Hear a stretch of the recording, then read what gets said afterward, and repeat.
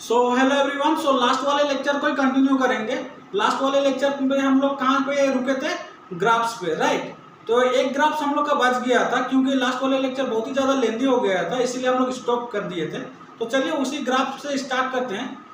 कौन सा ग्राफ बच गया था हम लोग का? Concentration of product versus time का ग्राफ, राइट। तो चलिए स्टार्ट करते हैं। Concentration of products versus time, ठीक है। सबसे पहले तो हम लोग एक्सेस ड्रॉ कर लेते हैं, ठीक है। ये रहा आपका वाई एक्सेस, ये रहा आपका एक्स एक्सेस, ठीक है। एक्स एक्सेस की ओर मैंने ले लिया टाइम, ठीक है। उसके बाद वाई एक्सेस के लिए मैं ले लिया कॉन्सेंट्रेशन ऑफ प्रोडक्ट, ठीक है। Concentration of products. अभी कॉन्सेंट्रेशन ऑफ प्रोडक्ट और टाइम में क्या रिलेशन है उसे हम लोग को डिराइव करना पड़ेगा। तो चलिए यहाँ पे डिराइव करते हैं। तो उससे पहले हम लोग एक काम करते हैं, एक रिएक्शन अज्यूम कर लेते हैं। मान लेते हैं हम लोग के पास एक रिएक्शन है जहाँ पे ए जो है रिएक्टेंट है और बी जो है आपका प्रोडक्ट है, ठीक है। जब टाइम t इक्वल टू 0 था, ठीक है, मतलब जब रिएक्शन स्टार्ट नहीं हुआ था, तो इसका जो इनिशियल कॉन्सेंट्रेशन था रिएक्टेंट का वो था आपका ए नॉट। क्लियर हो गया? समझ में आ गया?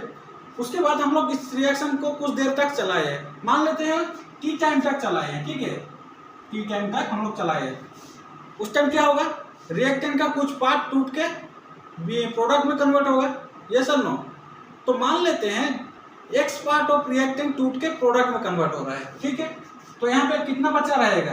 एक्स पार्ट अगर टूट जाएगा तो रिएक्टेंट का, तो कितना बचेगा? ए नॉट माइनस एक्स। इतना अमाउंट ऑफ रिएक्टेंट अभी भी बचा हुआ रहेगा। अभी जितना अमाउंट ऑफ रिएक्टेंट टूटेगा उतना अमाउंट ऑफ प्रोडक्ट बनेगा। मानते हो कि नहीं मानते हो? तो यहाँ पे प्रोडक्ट कितना बना? एक्स। क्लियर हो गया? यहाँ तक समझ में आ गया, ठीक है।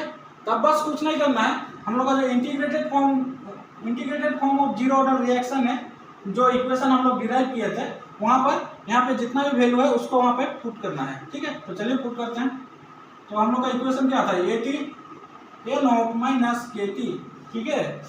ये जो कॉन्सेंट्रेशन बचा हुआ है रिएक्टेंट का, इसी को हम लोग क्या बोलते हैं? ए टी बोलते हैं। मतलब ए टी का वैल्यू कितना है? ए नॉट माइनस एक्स। तो चलिए वैल्यू पुट करते हैं। तो ए टी का वैल्यू कितना है? ए नॉट माइनस एक्स, ठीक है। क्लियर हो गया? समझ में आ गया? उसके बाद में ए नॉट माइनस के टी। यहां तक किसी को कोई डाउट है?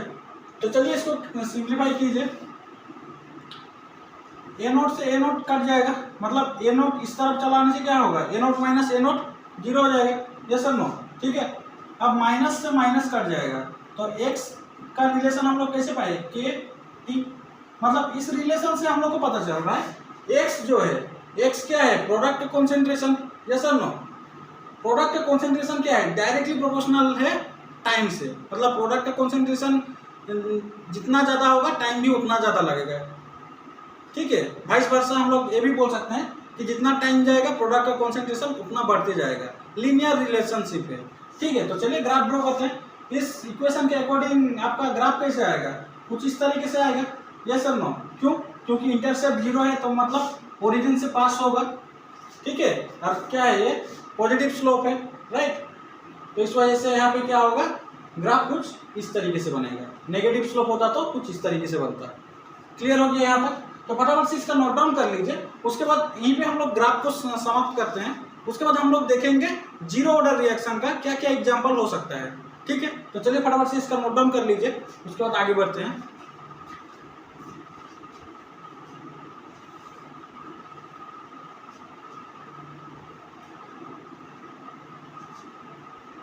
हो गया? तो चलिए इसे मिला देते हैं। तो अभी टॉपिक का नाम लिखिए example of zero order reaction, ठीक है। जीरो ऑर्डर का एग्जाम्पल लिखिए। अभी हेडिंग में लिखिए example of zero order reaction, zero order reaction, ठीक है, ठीक है। Example for zero order reaction. तो पहला एग्जाम्पल लिखिए। जो पहला एग्जाम्पल रहेगा वो है आपका फोटोकेमिकल रिएक्शन।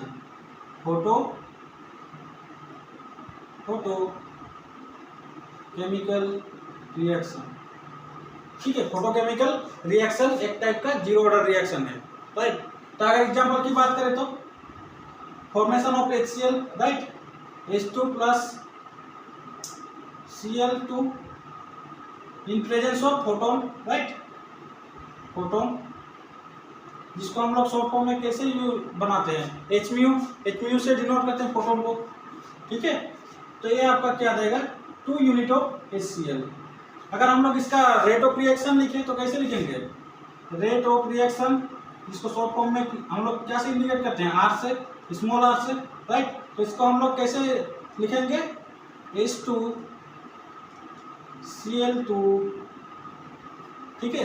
क्योंकि ये जीरो ऑर्डर रिएक्शन है, इस वजह से यहाँ पे जो ऑर्डर आएगा वो आपका जीरो आएगा, ठीक है। क्लियर हो गया, समझ में आ गया, मतलब यहाँ पे कॉन्सेंट्रेशन पे डिपेंड नहीं करेगा रेट ऑफ रिएक्शन। क्लियर हो गया, समझ में आ गया, ठीक है।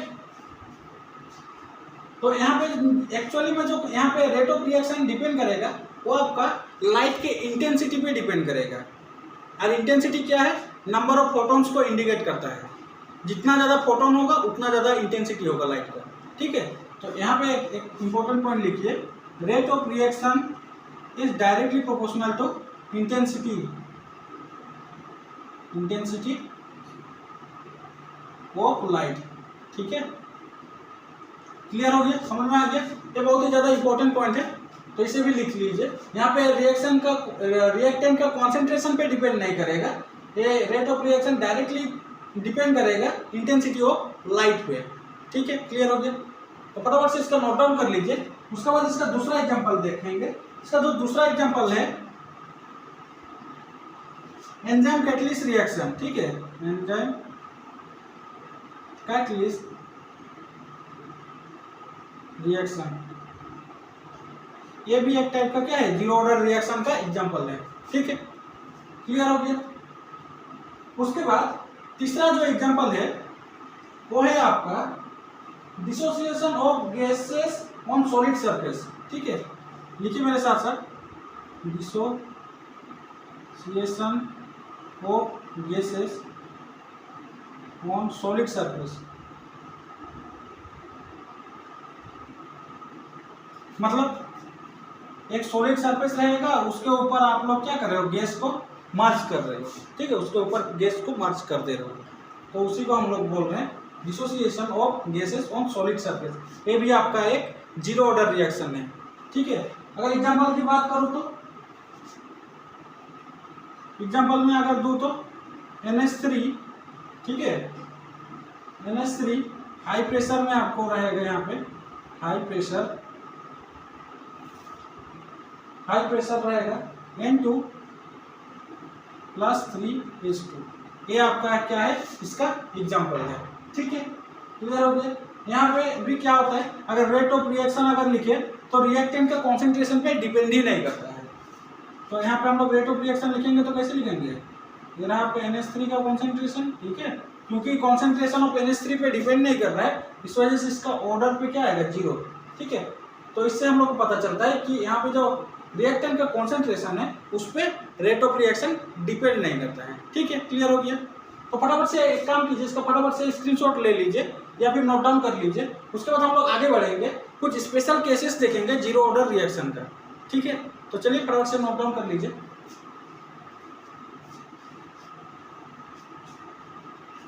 हो गया नोट डाउन, तो चलिए इसे मिटा देते हैं, ठीक है। तो इससे हम लोग पहले क्या देखे थे, एक जीरो ऑर्डर रिएक्शन का एक सिंपल सा रिएक्शन देखे थे, जैसे कि हम लोग इससे पहले का रिएक्शन में कैसे देखे थे, ए से बन रहा था प्रोडक्ट, राइट, प्रोडक्ट्स बन रहा था, राइट। जीरो ऑर्डर का एक रिएक्शन देखे थे, ए से प्रोडक्ट बन रहा था। क्या हो अगर मैं ये जो ए है इसका आगे स्टोइकोमेट्रिक कोफिशिएंट लगा के प्रोडक्ट बनाऊं, तब भी क्या ये जो यहाँ पे फॉर्मूला वगैरह निकाले हैं क्या सेम आएगा, तो चलिए उसे एक बार चेक कर लेते हैं, ठीक है। अगर स्टोइकोमेट्री रहेगा तो ये फॉर्मूला चेंज होगा ना सेम होगा, ठीक है। जो भी फॉर्मूला यहाँ से यहाँ पे निकाले हैं वो सारे फॉर्मूला, ठीक है। तो चलिए फटाफट से देखते हैं उसे भी। तो यहाँ से जो आया था फॉर्मूला वगैरह वो तो ये फॉर्मूला वगैरह है, तो चलिए इस केस के लिए हम लोग पहले निकालते हैं, राइट। तो एक काम करते हैं, रेट लॉ के अकॉर्डिंग इसका रेट निकालते हैं, ठीक है। रेट ऑफ रिएक्शन को हम लोग कैसे लिखते थे, रेट लॉ के अकॉर्डिंग के रहेगा, ठीक है, ए की पावर में नॉट, ठीक है, क्योंकि ए जीरो ऑर्डर रिएक्शन है, इस वजह से ए की पावर में जीरो रहेगा, ठीक है, मतलब पावर इसका जीरो रहेगा। क्लियर हो गया। उसके बाद हम लोग को ये भी पता है कि रेट ऑफ रिएक्शन को हम लोग और एक तरीके से लिख सकते हैं, तो चलिए उसे भी लिखते हैं, रेट ऑफ रिएक्शन, ठीक है। तो इस केस में हम लोग क्या करते थे, कॉन्सेंट्रेशन ऑफ ए को हम लोग टाइम से डिवाइड करते थे, राइट। कॉन्सेंट्रेशन ऑफ ए को हम लोग क्या कर रहे थे, ए से टाइम से डिवाइड कर रहे थे, मतलब dt से डिवाइड कर रहे थे। अगर रिएक्टेंट के पास में अगर कोफिशिएंट रहेगा तो कोफिशिएंट से भी डिवाइड करते थे। तो यहाँ पे देखिए कोफिशिएंट है क्या, ये 3 है कोफिशिएंट, तो 3 से हम लोग डिवाइड करेंगे, क्योंकि ये रिएक्टेंट है इस वजह से यहाँ पे क्या आएगा, नेगेटिव साइन आएगा, ठीक है। मैं इसको नाम दे देता हूँ इक्वेशन 1 और इक्वेशन 2, ठीक है। दोनों ही इक्वेशन क्या है, रेट ऑफ रिएक्शन का एक इक्वेशन है, राइट।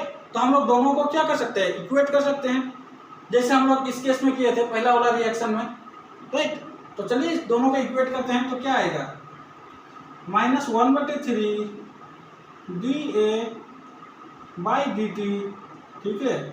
यहाँ पे आ रहा है आपका KA का नोट, ठीक है। हम लोग को पता है A नोट का वैल्यू कितना है 1, तो यहाँ से हम लोग का क्या आएगा dA/dt, यहाँ पे है 1/3 माइनस यहाँ पे आएगा K। एक काम करते हैं हम लोग 3 को और dt को इस तरफ ले जाते हैं, ठीक है, और माइनस को भी इस तरफ ले जाते हैं। तो चलिए तो देखते हैं क्या आता है, ये आपका हो गया, ठीक है। उसके बाद में dt को इस तरफ ले आए हैं, dt 3 को इस तरफ ले आए, मतलब 3 यहाँ पे चला आएगा, ठीक है, क्योंकि यहाँ पे डिवाइड में है तो यहाँ पे मल्टीपल में चला आएगा। क्लियर हो गया, माइनस को इस तरफ ले आए हैं, क्लियर हो गया। अब बस कुछ नहीं करना है, दोनों साइड हम लोग को इंटीग्रेशन करना है, और हम लोग को पता है इंटीग्रेशन के लिए हम लोग को क्या चाहिए, बोलिए, लिमिट चाहिए, राइट। तो चलिए लिमिट भी ले लेते हैं। लेट जब टाइम t इक्वल टू 0 था, ठीक है, उस टाइम हम लोग का जो कॉन्सेंट्रेशन था रिएक्टेंट का, इनिशियल कॉन्सेंट्रेशन वो A है, ठीक है। इनिशियल कॉन्सेंट्रेशन A का कितना था, A नॉट था। क्लियर हो गया, समझ में आ गया। उसके बाद कुछ टाइम के लिए हम लोग रिएक्शन को चलने दिए, ठीक है। तो मान लेते हैं वो टाइम आपका T है, ठीक है, वो टाइम आपका T है। तो उस टाइम आपका रिमेनिंग रिएक्टेंट का कॉन्सेंट्रेशन कितना है, तो मान लेते हैं उस टाइम के लिए आपका जो रिमेनिंग कॉन्सेंट्रेशन है वो आपका है 80, ठीक है। ये आपका क्या है, रिमेनिंग कॉन्सेंट्रेशन ऑफ रिएक्टेंट, जैसे हम लोग पहले किए थे इस केस में भी, राइट। तो चलिए लिमिट को पुट करते हैं। एक काम करते हैं, इंटीग्रेशन का साइन दे देते हैं दोनों साइड में, उसके बाद में लिमिट पुट करते हैं। ए का लिमिट पुट कीजिए यहाँ पे, A 0 से 80, ठीक है, A 0 से 80, क्लियर हो गया। उसके बाद में 0 से T तक का लिमिट यहाँ पे, ठीक है, क्लियर हो गया, समझ में आ गया। एक काम करते हैं, इस तरफ दिख रहा है क्या, नहीं तो इधर भी लिख देता हूँ मैं, हाँ दिख रहा है इस तरह में, ठीक है। तो एक काम करते हैं, सॉल्व करते हैं जस्ट इसको, तो चलिए सॉल्व करते हैं। तो सॉल्व करने से क्या आएगा, एक ये, उसके बाद में लिमिट रहेगा यहाँ पे 80 A not equal to -3K, time पे लिमिट कितना रहेगा 0 to T, यही आएगा कुछ, जस्ट मैथमेटिकली सॉल्व कर रहा हूँ और कुछ नहीं, ठीक है। अगर इसका वैल्यू पुट करेंगे A का तो क्या आएगा 80 माइनस A नॉट, ठीक है। उसके बाद आएगा -3KT, ये सब नो, क्लियर हो गया, ठीक है। उसके बाद में इसको फर्दर सॉल्व करते हैं। चलिए 80 A नॉट को इस तरफ ले जाते हैं, तो क्या आएगा A नॉट -3KT, ये हो गया आपका क्या, ये हो गया आपका क्या, इस इक्वेशन के लिए integrated form of zero order reaction, ठीक है, क्लियर हो गया। अब हम लोग चेक करेंगे कि एक काम करते हैं, इससे जो integrated form of zero order reaction आया है, इक्वेशन आया है, उसे यहाँ पे लिख देते हैं, ठीक है। क्या था हम लोग का 80 equal to A not minus KT, ये इक्वेशन आया है आपका इस रिएक्शन के लिए, A से आपका प्रोडक्ट बन रहा है, और ये इक्वेशन आपका आया है इस रिएक्शन के लिए 3A से प्रोडक्ट बन रहा है, ठीक है, एक काम करता हूँ, देखता हूँ तो यहाँ पे दिख रहे क्या, इस साइड तरफ नहीं दिख रहे, एक सेकेंड इसको मिटा देते हैं। ये जो इक्वेशन आया है ये किसका किस रिएक्शन के लिए आया है, इस रिएक्शन के लिए, राइट। 3a माइनस 3a से प्रोडक्ट बन रहा है इस रिएक्शन के लिए, राइट। अगर दोनों ही रिएक्शन का इक्वेशन को देखोगे तो यहाँ पे एक चीज आप लोग नोटिस करोगे, हम लोग कुछ नहीं किए हैं। इस केस में देखिए केवल k है, इस केस में देखिए 3k है, राइट। क्लियर हो गया, डिफरेंस क्लियर आ रहा है ना, समझ में आ गया। इस केस में हम लोग क्या किए, स्टोइकोमेट्री मल्टीप्लाई किए k के साथ, राइट।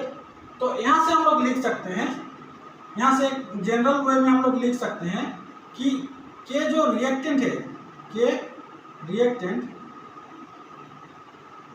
मतलब इस रिएक्शन के लिए, मतलब ए रिएक्टेंट के लिए हम लोग जो नया k डिफाइन कर रहे हैं उसको बोल रहे हैं k रिएक्टेंट, वो है आपका k रिएक्शन मतलब इस k का बात कर रहा हूं मैं, इस रिएक्शन के k की बात कर रहा हूं, इनटू स्टोइकोमेट्रिक कोफिशिएंट।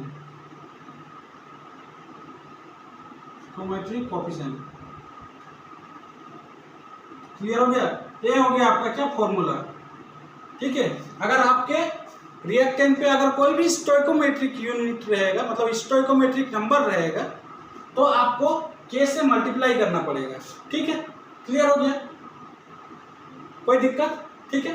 तो सेम काम हम लोग यहाँ पे करेंगे, चलिए यहाँ पे कर लेते हैं। टी हाफ के वैल्यू कितना है, अगर मैं इस रिएक्शन की बात करूँ तो ए से प्रोडक्ट,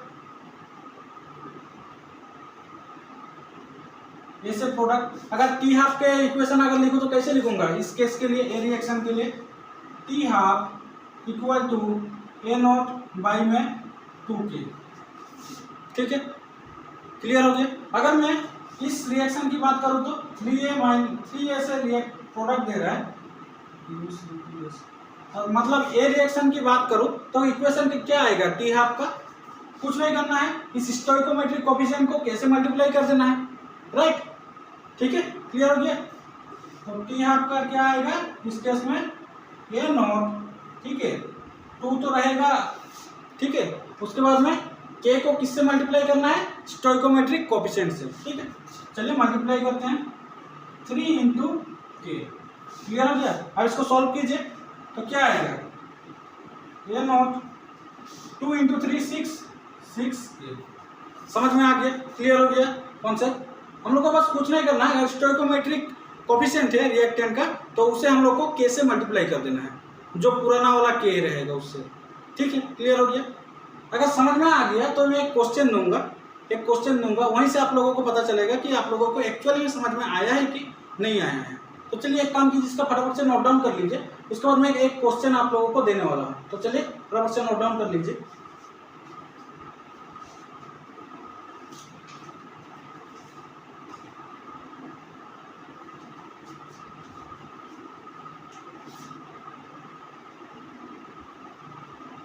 चलिए हम लोग के पास एक रिएक्शन दिया हुआ है 5/2a, ये आपको दे रहा है प्रोडक्ट्स। तो यहाँ पे बोला है कि ये जो रिएक्शन है ये जीरो ऑर्डर रिएक्शन को फॉलो कर रहा है, ठीक है। यहाँ पे रेट ऑफ रिएक्शन भी दिया हुआ है, ठीक है। उसके बाद आप लोगों को यहाँ पे फाइंड आउट करना है कि ए का कॉन्सेंट्रेशन कितना होगा एक टाइम t में, ठीक है, मतलब कुछ टाइम तक रिएक्शन चला है, ठीक है। उसके बाद में जो रिएक्टेंट बचा है, रिमेनिंग कॉन्सेंट्रेशन है रिएक्टेंट का, उसको हम लोग को फाइंड आउट करना है, ठीक है। मतलब AT का वैल्यू आप लोगों को फाइंड आउट करना है। क्लियर हो गया। उसके बाद आप लोगों को हाफ लाइफ भी फाइंड आउट करना है, ठीक है। तो चलिए कीजिए। मैं क्या बोला इस यहाँ पे, जो ओल्ड k है, मतलब पुराना k है, उससे स्टोइकोमेट्रिक कोफिशिएंट को मल्टीप्लाई कर देना है जस्ट, तो होने से आप लोगों का आंसर निकल के चला आएगा, ठीक है। तो चलिए कीजिए इसका आंसर, उसके बाद मैं स्टार्ट करूंगा। हो गया आंसर, निकल गया, तो ठीक है, मैं सॉल्व करने की कोशिश करता हूँ, ठीक है। तो हम लोग को पता है कि जो हम लोग का पुराना जो रिएक्शन है ए से प्रोडक्ट बन रहा है, इस केस के लिए हम लोग क्या देखे थे, AT हम लोग कैसे निकालते थे, AT A not minus KT ऐसे करके निकालते थे, राइट और नो, राइट, ठीक है, क्लियर। और हाफ लाइफ हम लोग कैसे निकालते थे, T half A not by 2k। कुछ इस तरीके से तो निकालते थे ना इस रिएक्शन के लिए। तो मैंने क्या बोला, अगर स्टोइकोमेट्री दिया रहेगा तो पुराना k से मल्टीप्लाई कर देना पड़ेगा स्टोइकोमेट्रिक कोफिशिएंट को, ठीक है। तो चलिए करते हैं। तो हम लोग को क्या बोला है, पहला क्वेश्चन में बोला है कि एक टाइम t में कॉन्सेंट्रेशन ऑफ A कितना होगा, ठीक है, मतलब AT का वैल्यू पूछा है। तो चलिए उसे लिखते हैं, AT equal to A not minus, क्योंकि यहाँ पे स्टोइकोमेट्रिक कोफिशिएंट दिया हुआ है, कितना दिया हुआ है 5/2, राइट, 5/2 दिया हुआ है। तो हम लोग को क्या करना पड़ेगा, इस 5/2 को k से मल्टीप्लाई करना पड़ेगा, ठीक है। इसके जगह में हम लोग को क्या लिखना पड़ेगा, 5/2k लिखना पड़ेगा। क्लियर हो गया। तो चलिए लिखिए 5/2k और बाकी रहेगा आपका टाइम। तो ये हो गया आपका क्या, पहला क्वेश्चन का आंसर, ठीक है, समझ में आ गया। दूसरा क्वेश्चन में चला आइए। दूसरा क्वेश्चन में क्या बोला है, find the half life of A का हाफ लाइफ आप लोगों को ढूंढना है। कैसे करेंगे, सेम वही काम करेंगे। इस जो पुराने के है, यहाँ पे जो पुराने के है उसमें क्या करेंगे हम लोग, स्टोइकोमेट्रिक कोफिशिएंट मल्टीप्लाई कर देंगे, ठीक है। तो चलिए कीजिए इसको भी। क्या करेंगे हम लोग, यहाँ पे इसके जगह में क्या लिखेंगे, के की जगह में 5/2k, राइट। तो चलिए लिखते हैं, टी हाफ आपका रहेगा कैसे, ये नॉट बाई में 2, ठीक है, मल्टीप्लाई होगा आपका क्या 5/2k, कैसे नो, इसको सॉल्व कीजिए, कितना होगा, ये नॉट बाई 2 से 2 मर गया तो बचा कौन 5k। तो ए हो गया आपका क्या, हाफ लाइफ ऑफ ए, ठीक है, क्लियर हो गया, हाफ लाइफ ऑफ ए, समझ में आ गया। तो फटाफट से इसका नोट डाउन कर लीजिए, उसके बाद आगे बढ़ते हैं, एक दूसरा क्वेश्चन करेंगे, ठीक है। तो चलिए नोट डाउन कर लीजिए। सो चलिए गाइस, तो दूसरा क्वेश्चन हम लोग करते हैं, ठीक है। तो हम लोग के पास एक जीरो ऑर्डर रिएक्शन दिया हुआ है कुछ इस तरीके से, A+2B, ये आपको दे रहा है प्रोडक्ट्स, ठीक है। यहाँ पे rate of reaction already mention किया हुआ है और आप लोगों के लिए यहाँ पे इनिशियल कॉन्सेंट्रेशन भी दिया हुआ है। ए का कॉन्सेंट्रेशन क्या है इनिशियल, A0, और बी का इनिशियल कॉन्सेंट्रेशन क्या है, B0, ठीक है। उसके बाद आप लोगों को फाइंड आउट करना है कि इसका initial concentration of A and B after T कितना होगा, ठीक है। उसके बाद में आप लोगों को यहाँ पे फाइंड आउट करना है हाफ लाइफ ऑफ A और B का, ठीक है। तो फटाफट से एक बार ट्राई कीजिए, अगर नहीं होता है तो मैं करूँगा, ठीक है। तो चलिए कीजिए इसको, हो गया, ठीक है। तो चलिए मैं इसको करता हूँ, ठीक है। तो पहले तो एक काम करता हूँ, हम लोग का जो पुराना रिएक्शन से हम लोग क्या इक्वेशन निकाले हैं उससे लिख लेते हैं। तो हम लोग का पुराना इक्वेशन क्या था, ए से प्रोडक्ट बना रहा था, जैसा नो ए से प्रोडक्ट बना रहा था, ये आपका क्या है पुराना इक्वेशन, ठीक है। तो यहाँ से हम लोग क्या क्या इक्वेशन निकाले थे, ये थी मतलब ए का कॉन्सेंट्रेशन एक टाइम टी में, राइट, जब टी टाइम जब टी था उस टाइम का कॉन्सेंट्रेशन है, रिमेनिंग कॉन्सेंट्रेशन है रिएक्टेंट का, ठीक है। तो क्या था, A0 माइनस के टी, ये था आपका क्या इक्वेशन एक था। उसके बाद टी आपका इक्वेशन क्या था, टी आपका क्या था, A0/2k, ये आपका क्या है दूसरा इक्वेशन है, ठीक है। जब रिएक्शन कुछ इस तरीके का था, ए से प्रोडक्ट बना रहा था, ठीक है, उस टाइम का इक्वेशन है, क्लियर हो गया। तो हम लोग को बस कुछ नहीं करना है, एक तरफ ए के लिए हम लोग इक्वेशन लिखेंगे, दूसरी तरफ बी के लिए इक्वेशन लिखेंगे। इस साइड हम लोग ए के लिए इक्वेशन लिखेंगे, इस तरफ हम लोग बी के लिए इक्वेशन लिखेंगे, क्लियर हो गया। तो चलिए ए के लिए इक्वेशन लिखते हैं। तो ए के लिए इक्वेशन लिखने के लिए क्या करेंगे हम लोग, ए टी, सेम वही काम करेंगे, A T equal to A0। हम लोग को बस कुछ नहीं करना है, जस्ट हम लोग को के में स्टोइकोमेट्रिक रहेगा तो मल्टीप्लाई करेंगे, नहीं रहेगा तो नहीं करेंगे। इक्वेशन अगर नहीं रहेगा तो इक्वेशन हम लोग का जैसे का तैसे रहेगा, ठीक है। अगर स्टोइकोमेट्रिक रहेगा तो जस्ट मल्टीप्लाई कर देंगे के से, राइट। अब बाकी को कुछ हम लोग को चेंज करने के लिए ज़रूरत नहीं है, ठीक है। तो चलिए स्टार्ट करते हैं। तो हम लोग इक्वेशन लिखेंगे A0 माइनस, अभी देखेंगे हम लोग ए में कोई कोफिशिएंट है क्या, नहीं है, राइट। तो हम लोग क्या करेंगे, के को के ही रख देंगे, ये रहा आपका टी। तो ए हो गया आपका क्या, के रिस्पेक्ट में ए टी का वैल्यू, ठीक है। के रिस्पेक्ट में बोल रहा हूँ, मतलब इस केस के लिए ए के रिस्पेक्ट में इसका वैल्यू हो गया ए टी का वैल्यू, राइट, क्लियर हो गया। ठीक है। उसके बाद ए के रिस्पेक्ट में चलिए हाफ लाइफ भी निकाल लेते हैं। तो हाफ लाइफ क्या होगा, क्योंकि यहाँ पे कोफिशिएंट नहीं है, मतलब यही सेम इक्वेशन होगा ए के रिस्पेक्ट में, राइट, टी हाफ।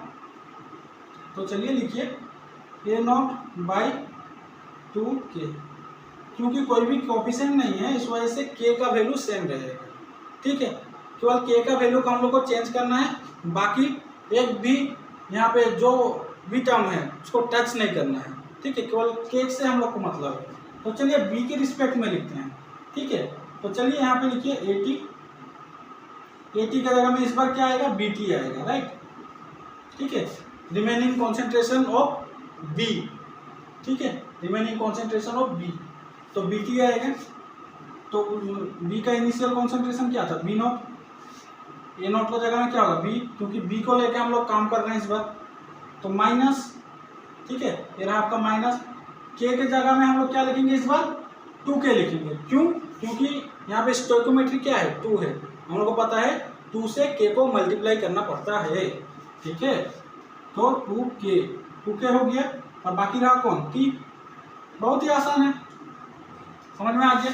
अगर T हाफ निकाले B की रिस्पेक्ट में तो कैसे आएगा, तो चलिए उसे भी देख लेते हैं। T हाफ B0, ठीक है, A0 का जगह में B0 लिखना पड़ेगा, क्यों, क्योंकि B के रिस्पेक्ट में हम लोग यहाँ पे वैल्यू निकाल रहे हैं, राइट, ध्यान में रखना थोड़ा, ठीक है।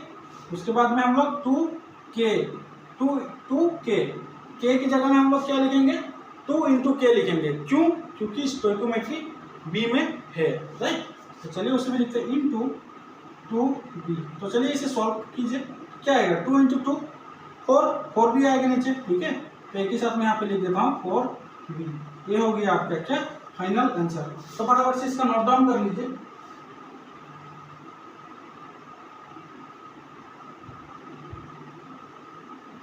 हो गया नोट डाउन,